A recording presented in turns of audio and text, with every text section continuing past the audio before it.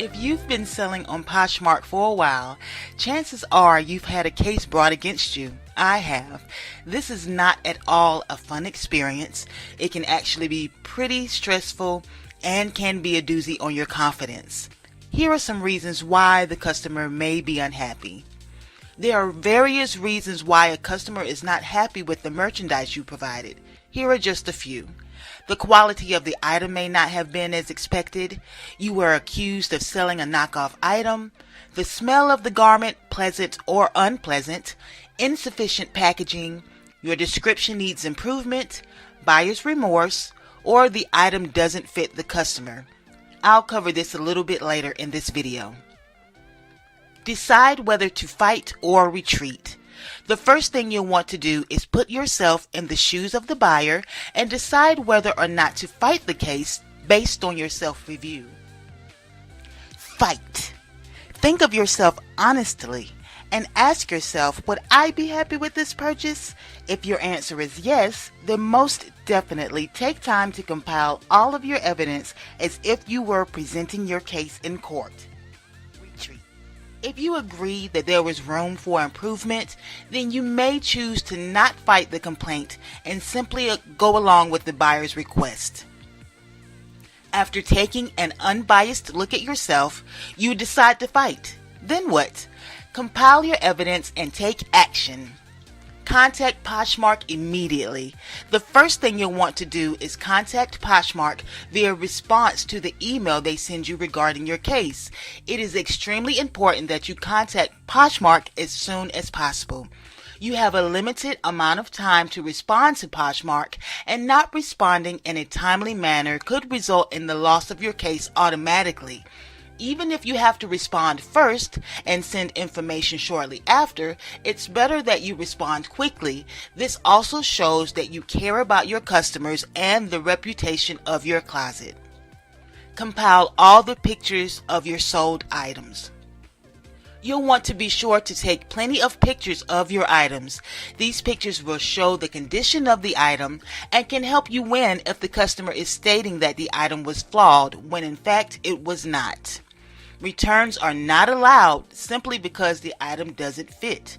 To counter this, some poshers will claim that there's an issue with the item when in fact it just simply didn't fit them.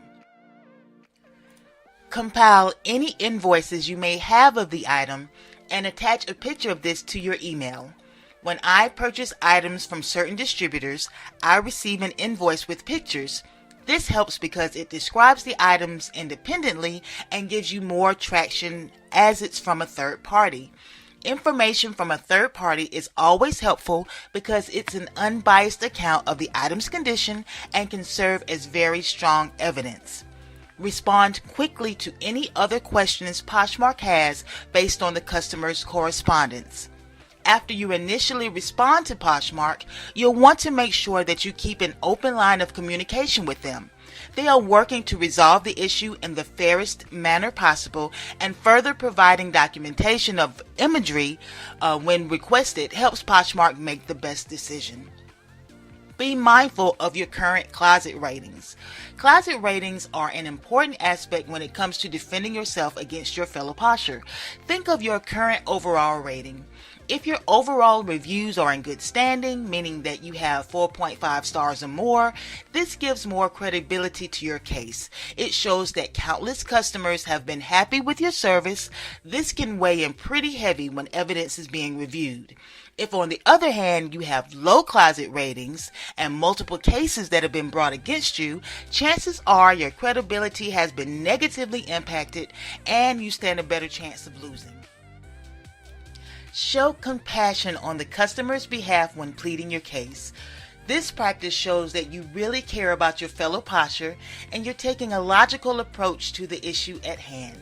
Poshmark is all about the social experience, and you'll want to be aware of this. Keeping a cool, understanding head and staying away from flippant, disrespectful comments about the accuser will help you respond in a way that could lean the court in your direction. Unfortunately, there is no magic formula that would guarantee a triumphant result. There are many factors and scenarios that could sway the final decision in either direction. You'll never be able to predict when a case is going to come, but you can stay prepared by taking some of these steps. Using all 8 picture spaces provided to showcase your items. This gives a clear picture of the item's condition, and it's much more difficult for a customer to claim flaws or a misrepresented description. Write detailed descriptions. You'll want to detail fabric contents, any flaws, and measurements of your items. Reply to customers as soon as you can. Some customers go ahead and purchase items when they can't get a response to their question. You may be able to intercept possible issues by keeping open communication with the customer. Wrap your items neatly and with care.